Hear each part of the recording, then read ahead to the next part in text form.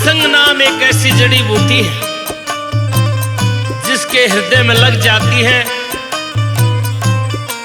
उसको भगवान के प्रति प्रेम जागृत होता है। ऐसी ही एक औरत को भगवान का सत्संग सुनने का अवसर मिला, सच्ची आत्मा तक गई तो ज्ञान प्राप्त हुआ। घर आई तो अपनी आत्मा से कहती है, सुरता बाण सारी उम्र न्यू है खोदी,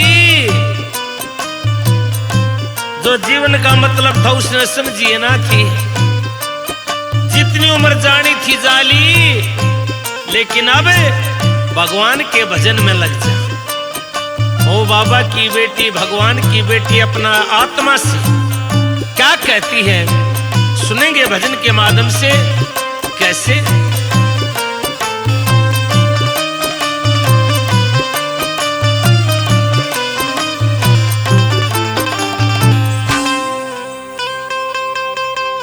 तेरा कौन जगत में अपना है सुरता, खोलने आँख। तेरा कौन जगत में अपना है सुरता, खोलने आँख। तेरा कौन जगत में अपना है सुरता, खोलने आँख।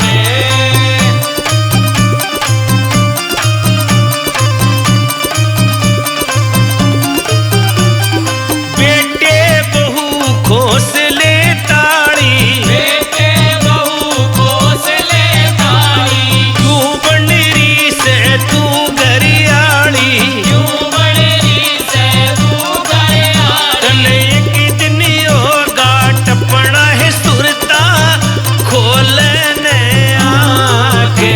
तने एक दिन होगा टपना है सुरता, खोलने आके। तेरा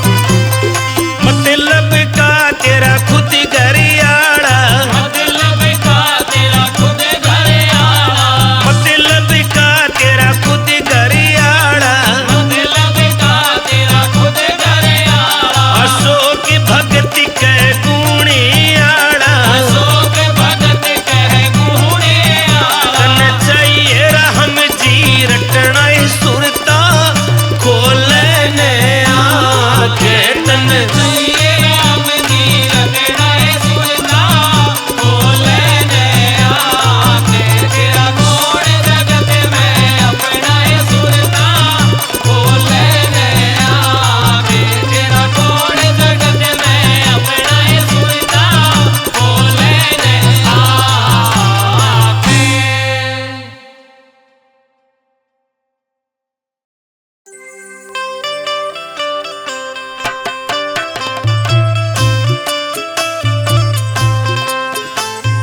सजनो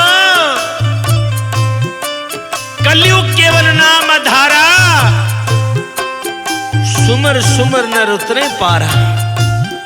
इस कलयुग में इस मोह माया के संसार से पार होने का बड़ा सरल आसान रास्ता थोड़ा सा करने 1000 गुना मिल रहा है। ऐसा युग कभी कभार आता है। इस कलयुग में थोड़ा सा भी दान करो 1000 गुना फल मिल रहे। एक छोटा सा काम करने लग जाओ कीड़ नाल जमाने लग जाओ स्वयं परमात्मा का विमान आपको लेने के लिए आएगा। किस प्रकार से 2 शब्द लिखे सुनेंगे भजन के माध्यम से। कैसे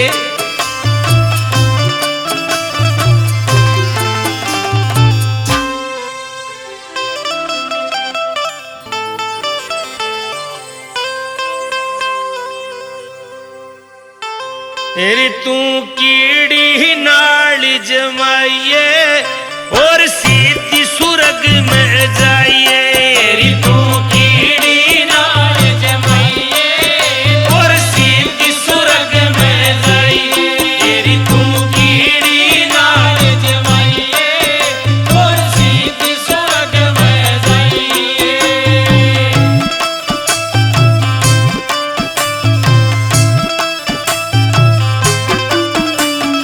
मत न्या बड़िए मुंह की बैड़ी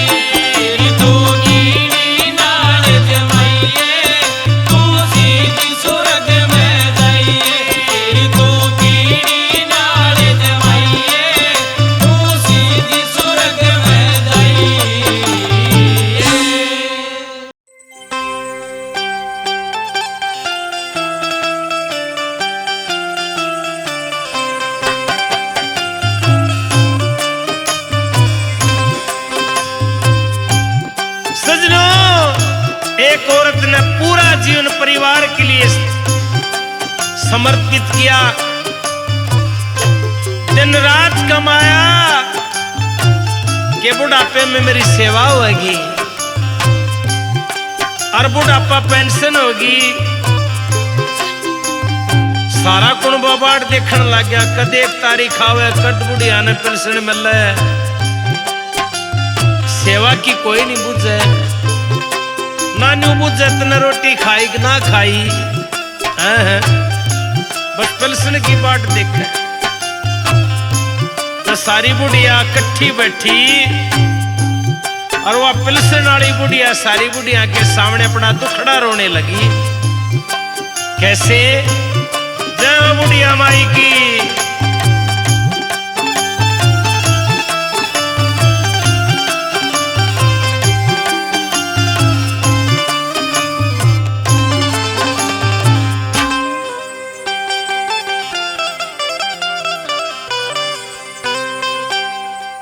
बहु बेटा ने पेंशन चाहिए, बूढ़ा चावे सेवा हो, ओ मेरे राम। बहु बेटा ने पेंशन चाहिए, बूढ़ा चावे सेवा हो, मेरे राम। बहु बेटा ने पेंशन चाहिए, बूढ़ा चावे सेवा हो, मेरे राम।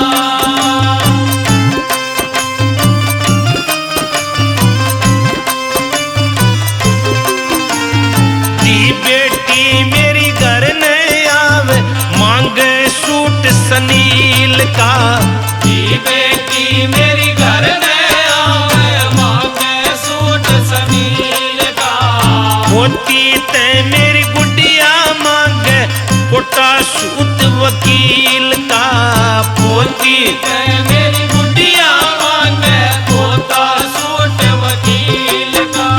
सारा गुण पा देख लिया, यो बन रहा दुख का देवा, ओ मेरे राम। बहु बेटा ने पेंशन चाहिए, बूढ़ा चावे सेवा हो, मेरे राम। ओ मेरे राम। ओ मेरे राम।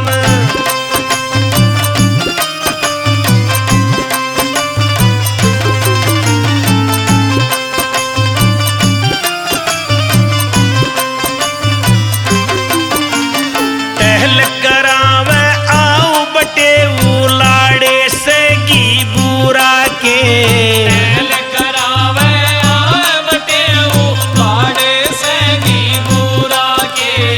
बेटे पोते पादा बना नखरे ओरे उरा के, बेटे पोते पादा बना नखरे ओरे बूरा के।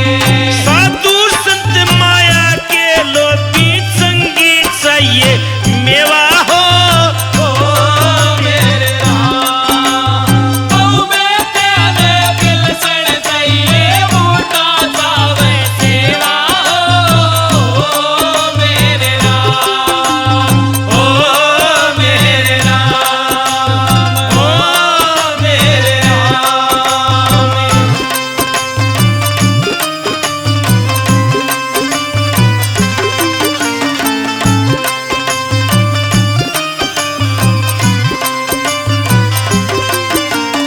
अगड़ पड़ोसी सुख चावे कोना दुख के लागू, अगड़ पड़ोसी सुख चावे से कोन्या दुख के लागू हो। सोच सोच के माड़ी हो पड़ी खाट में जागू, सोच सोच के माड़ी होगी, पड़ी खाट में जागू हो। कौन भाई मतलब के हो पार लगे ना खेवा, ओ मेरे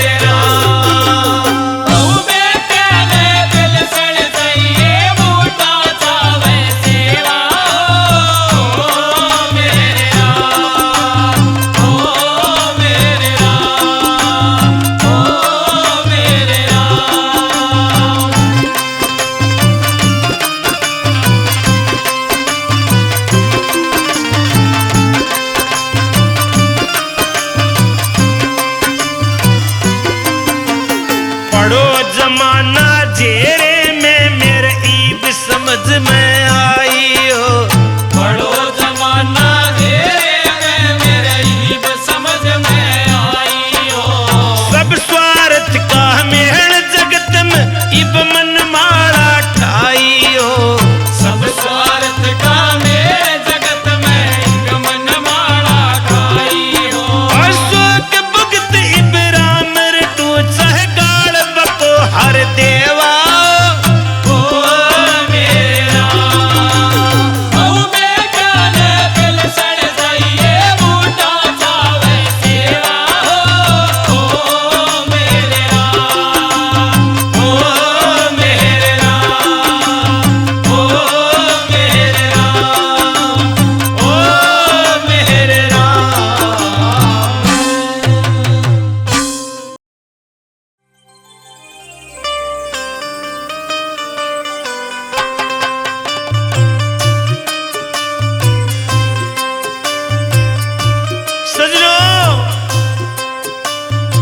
जब दशरथ का तीर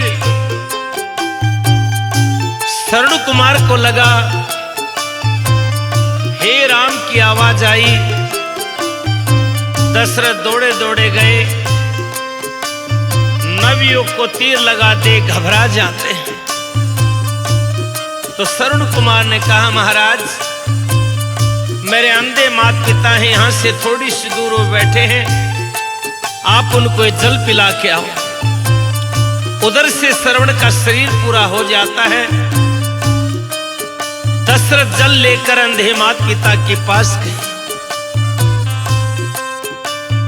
माँ ने कहा, अरे श्रवण बेटा बहुत देर लगा दी, कहां थे? हमारे प्यास के मारे प्राण निकले जा रहे हैं। बगैर बोले जल पिलाने लगते हैं, लेकिन जल नहीं पिया कि श्रवण तू बोलता क्यों नहीं? तो महाराज दशरथ ने घटना का वर्णन किया। तो अंधे माता पिता दशरथ को श्राप देते हैं। कैसे?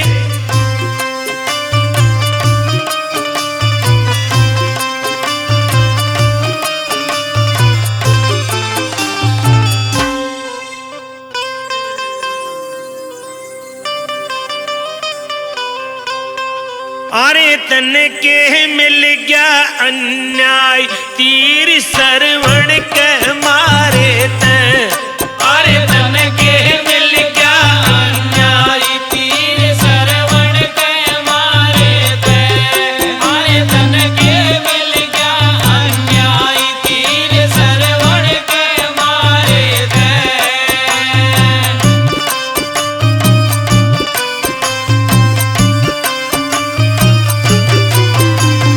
हम दो माता पिता से अंधे, हम दो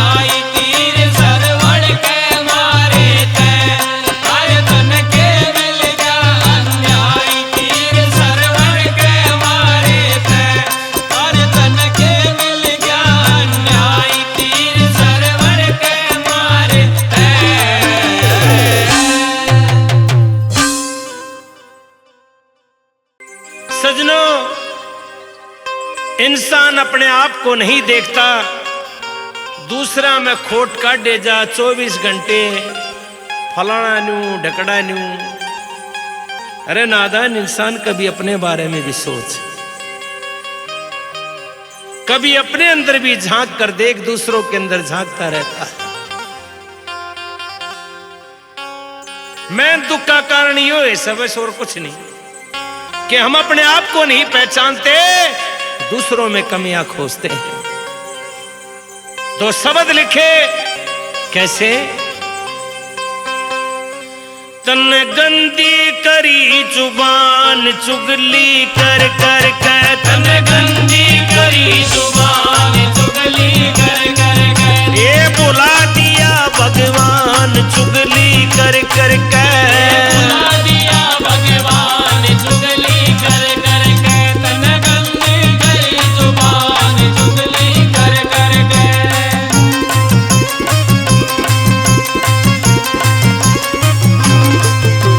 सारा दिन ओठा ने पीटे, सारा दिन ओठा ने पीटे, सारा दिन ओठा ने पीटे, सारा दिन ओठा ने पीटे, माड़ा लेरी जान सकित, माड़ा लेरी जान सकीत, अरे माड़ा लेरी जान सकित, माड़ा लेरी जान सकीत, तो व्यर्था हुई बेरान चुगली कर कर कर, व्यर्था हुई वीरान चुगली कर कर कर, तन गंदी करी जुबान चुगली कर कर कर।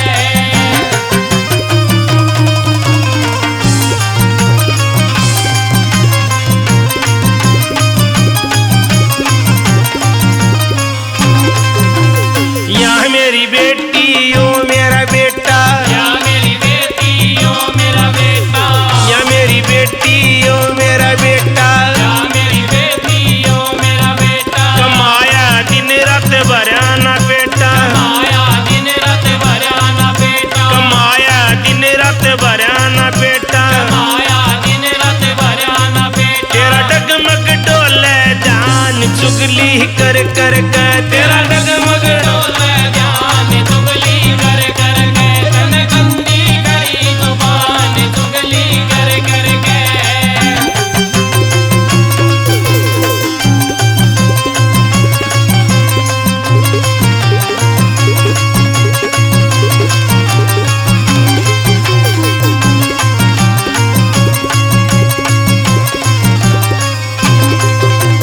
जैसी करनी वैसी भरनी है, जैसी करनी वैसी भरनी, जैसी करनी रे वैसी भरनी, जैसी करनी वैसी भरनी, तू हरी भजे बिन पार न करनी, हरी भजे बिन पार न करनी, तू हरी भजे बिन पार न करनी, हरी भजे बिन पार न करनी, तन जगा लिया अभिमान चुगली कर कर कर,